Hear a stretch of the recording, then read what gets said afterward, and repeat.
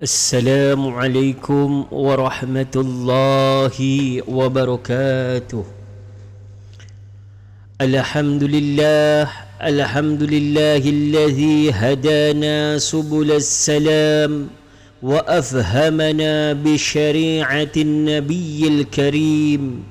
أشهد أن لا إله إلا الله وحده لا شريك له، وأشهد أن محمدا عبده ورسوله لا نبي بعده. اللهم صل وسلم وبارك على سيدنا محمد وعلى آله وأصحابه والتابعين بإحسان إلى يوم الدين. أما بعد، فيا أيها الإخوان، أوصيكم ونفسي بتقوى الله وطاعته لعلكم تفلحون. قال الله تعالى في القرآن الكريم: أعوذ بالله من الشيطان الرجيم، بسم الله الرحمن الرحيم.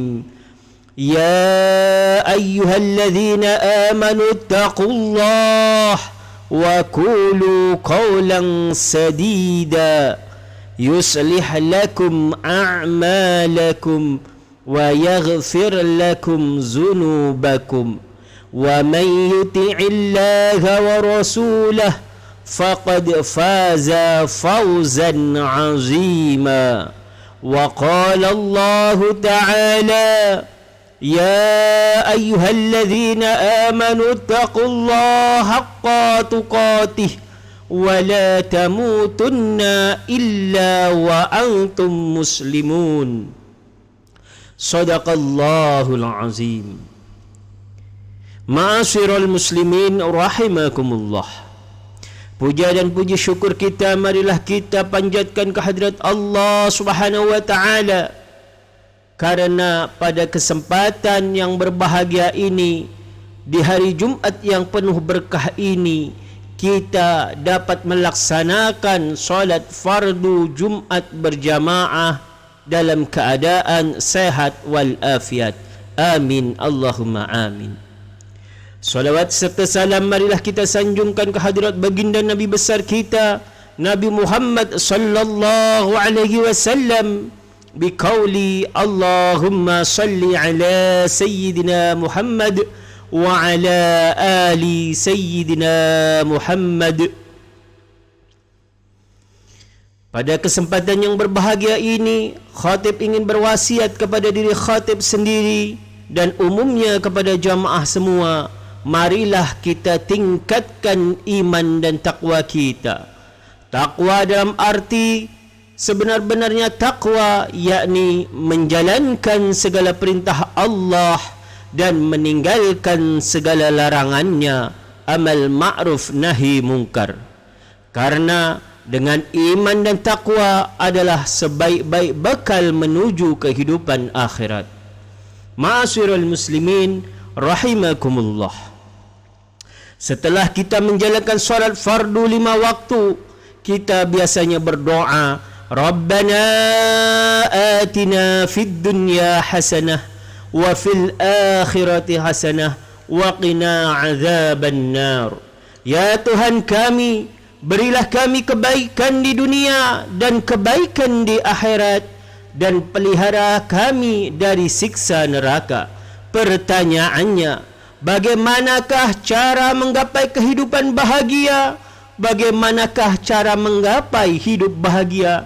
Tentu kita akan menjawab sesuai dengan tuntutan Allah Subhanahu wa taala dan Rasulullah Muhammad sallallahu alaihi wasallam.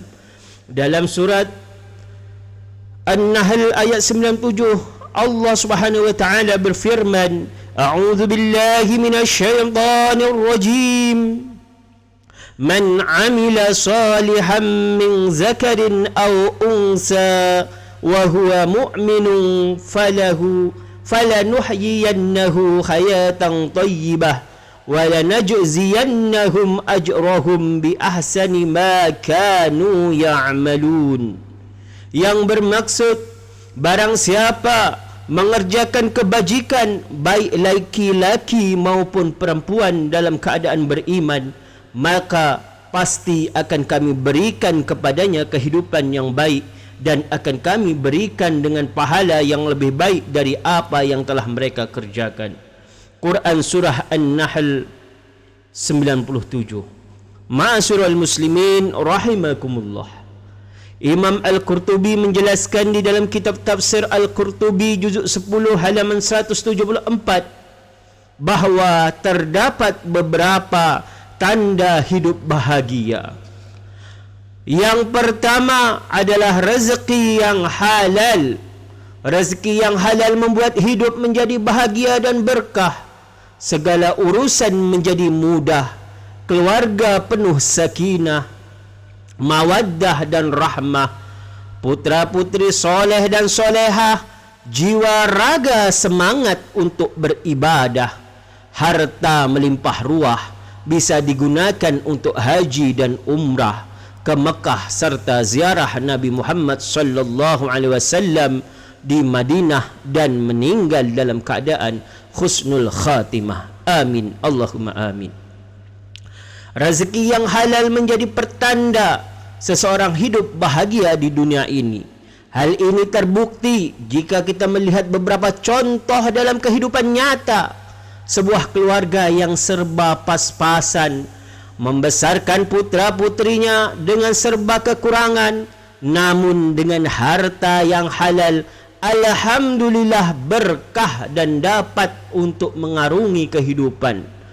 Walaupun jika dirumuskan dengan matematika manusia tidak akan cukup, namun matematika Allah dapat mencukupinya. Bagaimana tidak jika sebulan penghasilan kurang dari 1 juta, harus menghidupi 5 orang anaknya, namun bisa cukup. Tidak hanya itu, karena berkah rezeki yang halal, anak-anak juga menjadi orang yang dapat dibanggakan. Rezeki yang halal merupakan tanda hidup bahagia. Ma'asyiral muslimin rahimakumullah. Yang kedua adalah qanaah, ridha dengan pemberian Allah. Dalam bahasa Jawa disebut dengan nerimo ing pandum. Menerima terhadap bagian yang diberikan oleh Allah Subhanahu wa taala. Seseorang yang memiliki uang banyak, jabatan yang tinggi, harta yang melimpah ruah, namun jika tidak memiliki sifat qanaah, ia akan selalu kurang, serakah, rakus, dan tentunya hidup tidak akan bahagia. Nabi Muhammad sallallahu alaihi wasallam bersabda dalam hadis yang diriwayatkan Imam Muslim dalam Sahih Muslim juzuk 2 halaman 730, qad aflaha man aslama wa ruziqa kafafan wa qanna'ahu Allahu bima atahu. Yang bermaksud, sungguh beruntung orang yang masuk Islam, diberi kecukupan rezeki dan diberikan qanaah oleh Allah atas apa yang diberikan kepadanya. Bagaimana agar kita bisa qanaah? Nabi bersabda dalam sebuah hadis yang diriwayatkan oleh Imam Muslim, unzuru ila man asfala minkum wa la tanzuru illa man huwa fawqakum fahuwa ajdaru alla tazdaru ni'matallahi alaikum. Unzuru, lihatlah orang-orang yang berada di bawah kalian, jangan melihat seseorang yang ada di atas kalian. Hal tersebut agar kalian tidak meremehkan nikmat Allah kepada kalian. Hadis riwayat Muslim.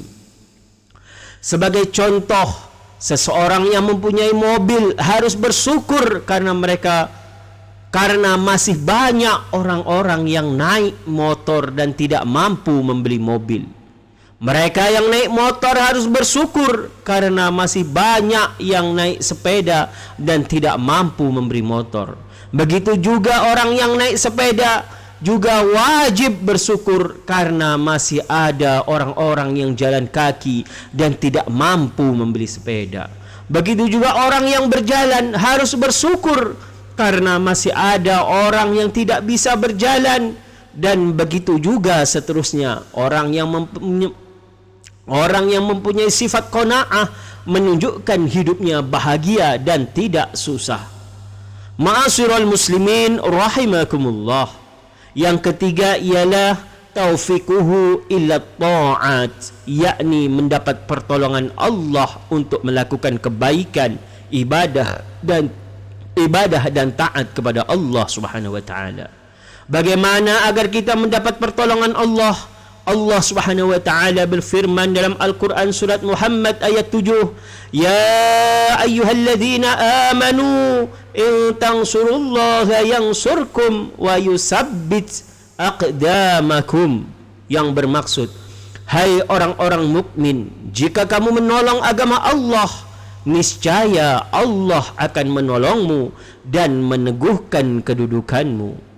Menurut Imam At-Tabari dalam Tafsir Jami'ul Bayan juzuk 21 halaman 191, Allah akan menolong orang-orang yang beramal sesuai dengan apa yang dicintai dan diridhoi Allah Subhanahu wa taala, yaitu orang-orang yang berjuang di jalan Allah. Seperti orang yang menuntut ilmu, mengajar di lembaga keilmuan, orang yang memakmurkan masjid dan sesamanya. Mereka orang yang dapat mendapat pertolongan Allah Subhanahu wa taala dan hidupnya diwarnai dengan kebahagiaan. Ma'asyiral muslimin rahimakumullah. Yang keempat adalah halawatut ta'ah, yaitu merasakan manisnya ibadah dan taat kepada Allah. Nabi Muhammad sallallahu alaihi wasallam bersabda dalam sebuah hadis yang diriwayatkan oleh Imam Al-Bukhari dalam Sahih Bukhari juzuk 1 halaman 12, "Salasun man kunna fihi wajada halawatal iman, ay yakuna Allahu wa rasuluhu ahabba ilaihi mimma siwahuma, wa ay yuhibbal mar'a la yuhibbuhu illa lillah, wa ay yakraha ay ya'uda fil kufri kama yakrahu ay yukzafa fin nar." Artinya, ada tiga orang yang dapat menemukan manisnya keimanan. Yang pertama, orang yang lebih mencintai Allah dan Rasulnya dibanding selainnya. Dan yang kedua, orang yang mencintai seseorang karena Allah, uhibbu lillah. Dan yang ketiga, orang yang membenci untuk kembali kepada kekufuran sebagaimana ia benci dimasukkan ke neraka. Ma'asyiral muslimin rahimakumullah. Dari sini dapat kita simpulkan bahawa anjuran Rasulullah sallallahu alaihi wasallam agar kita menggapai kebahagiaan adalah memperoleh rezeki yang halal, qanaah, menerima apa yang telah diberikan oleh Allah Subhanahu wa taala, mendapat pertolongan Allah dalam ketaatan dan dapat merasakan nikmatnya keimanan. Semoga kita semua selalu mendapat rahmat Allah agar kita menjadi manusia yang hidup bahagia di dunia dan di akhirat. Amin amin amin ya rabbal alamin. Barakallahu li wa lakum fil Qur'anil azim wa nafa'ani wa iyyakum bima fihi min ayati wa zikril hakim wa taqabbalallahu minna wa minkum tilawatahu innahu huwas sami'ul alim. Wa aqulu qawli hadza fastaghfirullahal azim innahu huwal ghafurur rahim. Alhamdulillah rabbil alamin wa kafa, wassalatu wassalamu ala sayyidina Muhammadin al-Mustafa wa ala alihi wa sahbihi ahli sidqi wal wafa.